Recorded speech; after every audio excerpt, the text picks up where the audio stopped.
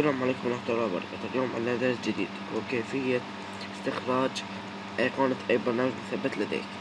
اليوم راح استعمل أداة أو برنامج أيقونة اكستراكتور بلاك برو، يعني برنامج من النسخة السوداء.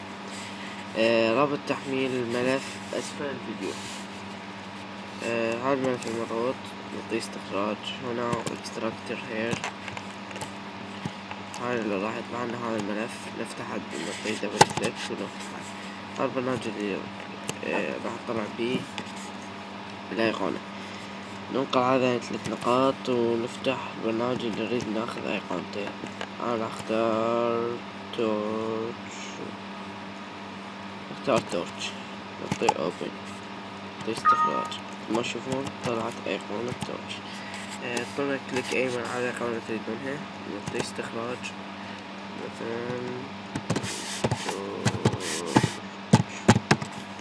نعطيه سيف، نعطيه اوكي. نخرج من البرنامج وينتهي منه. هاي أيقونة البرنامج ما تشوفون، دبل كليك. هاي الأيقونة. من هنا ينتهي شرحنا. لا تقطعوا علينا بلايك، اشتراك، شير. كان معكم عبد الله الغرابي، والسلام عليكم.